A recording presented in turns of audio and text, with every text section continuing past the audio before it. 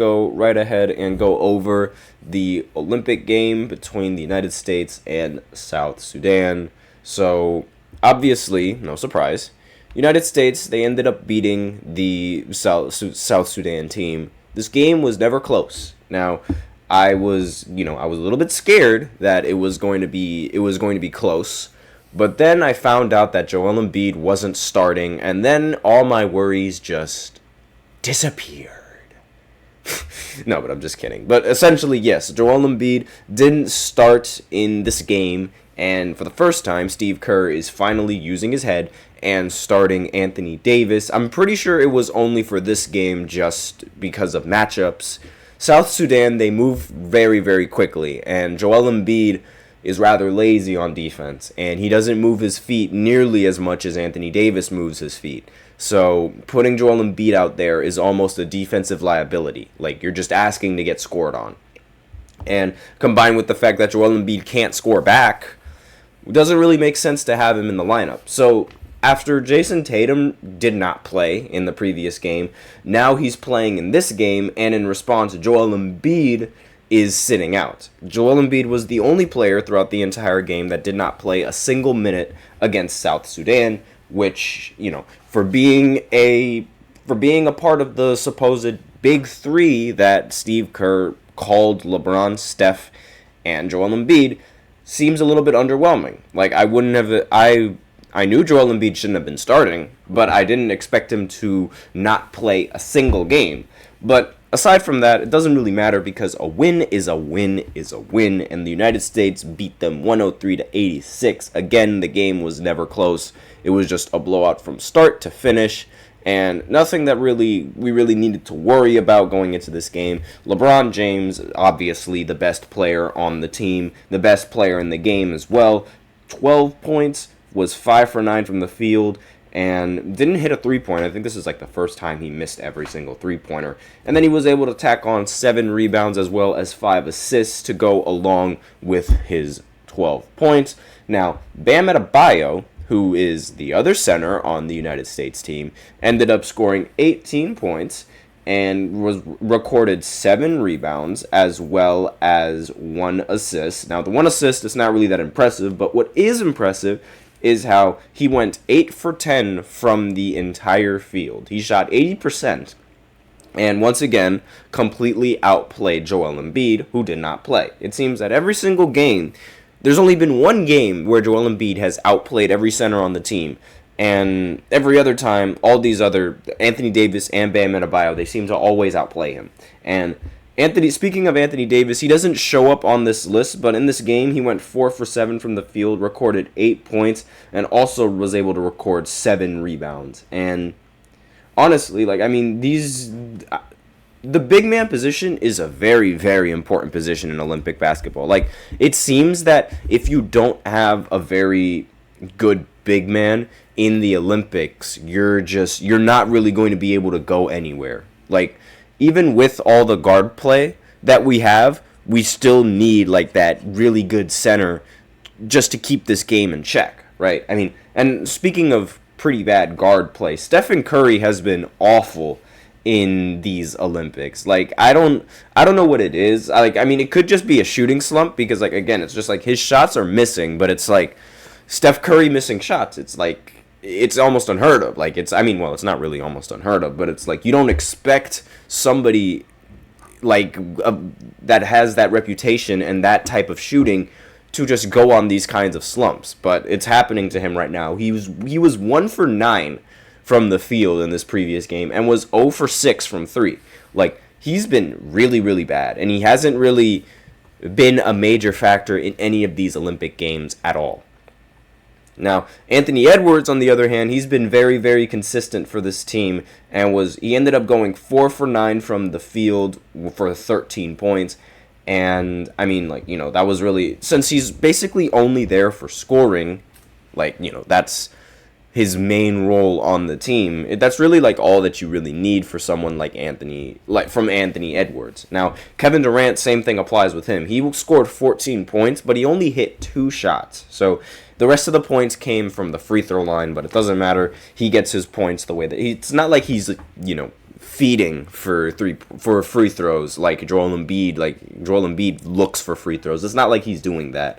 Also, Derek White, 3 for 3 from the field, 10 points, and really, since that's basically it, because he also recorded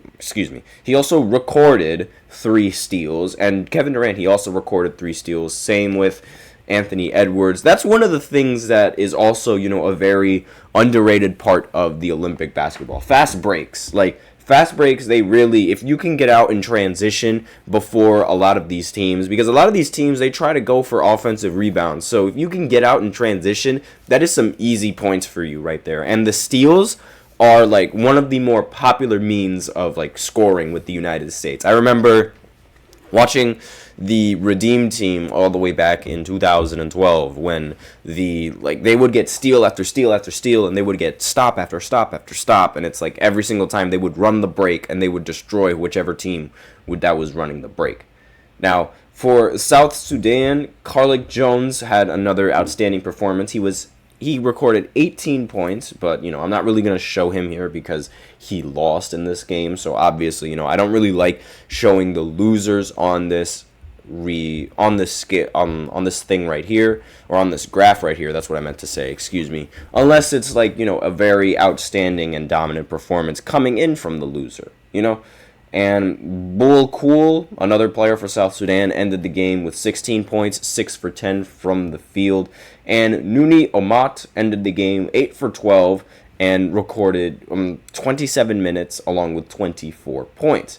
He was also 3 for 5 from 3, which is just, very, very impressive for this South Sudan team and everything else. So now, with this win, the United States now is all the way up in the 1 seed of this, standings. There's no need to really, there's no need for the United States to worry about anything anymore, because, this win puts them into a huge advantage going into these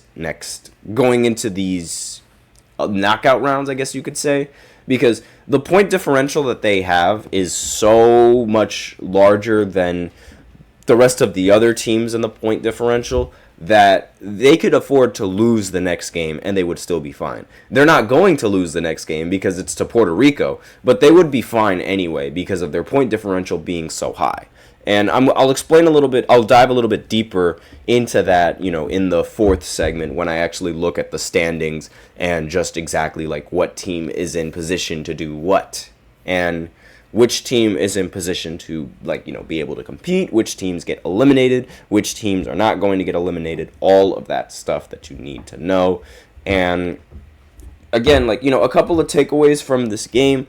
I feel like Jason Tatum is another player that's sort of been struggling. I mean, in the beginning of the matchups with USA, I thought he was going to be an X factor. Same with, Joel Embiid. I thought both of those guys would be X factors for this team, but it turns out they've sort of been, Joel Embiid has been mainly a liability throughout a majority of this Olympic run.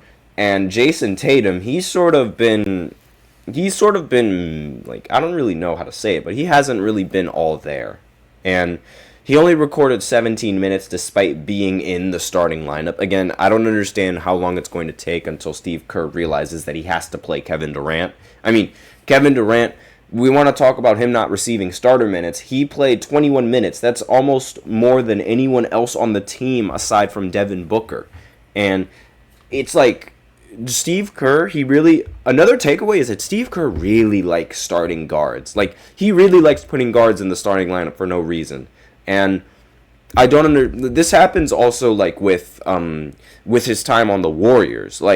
Gary Payton II, he's supposed to be a shooting guard, but he plays the 4 under Steve Kerr's lineups. And it's what on earth is, going through your head? It doesn't make any sense to me. And that's another takeaway that I got after this game. I thought it was just, because they had too many guards. But the reality is that, he just loves playing these guards. And it just doesn't make any sense to me. It genuinely does not make any sense. Because, why can't you put Jason Tatum and Kevin Durant in the starting lineup and be happy with that? I don't see why you cannot do that. I would be totally fine with that. I don't see a single problem with any of those, players in the starting lineup, especially like, to pair Kevin Durant up with Steph, like, doesn't make any sense. And if you're not going to put, if you don't want to put those two in the same starting lineup because, they have a score, they both need to have the ball in their hands and to score, then just make him come off with the second unit a little bit more. But the fact that he didn't play him in the previous game is just, it's a little bit concerning, because it's like, is he going to just take turns sitting out every single star? I don't really like that. I feel like, you can develop a pretty decent rotation for all of these guys. But aside from that, that's all that I have for this recap. So now we will go ahead and go into the second segment where I talk about Gordon Hayward and his retirement. And I will, I'll be right back after this short break to talk about it. So be sure you stay tuned for all of that, and I'll be right back. I feel like I'm losing my mind. Is everybody in the world blind? Please, Lord, give me a sign, a sign. I feel like I'm losing my mind. Is everybody in the world blind? Please, Lord, give me a sign, a sign. I wanna be the greatest. Everybody on the fake shit. I look around and feel like everybody is the fakest. I make this every day and I'm impatient, hoping one day I blow up from the basement. Statement, the top is so vacant. I don't hear shit that I think is amazing. Waiting for my day when I'm playing sold out shows for 1,000 faces. Hey, give me that crown, get in my way and to be put down. It ain't your place, all this my town. If I want that shit, then I'll get it right now. I'm losing it, the noose it fits, I'm losing shit, a stupid myth. You choose to live or choose to dip, you choose to fight or lose your grip and lose a gift. Oh. I feel like I'm losing my mind. Is everybody in the world blind? Please, Lord, give me a sign, a sign. I feel like I'm losing my mind.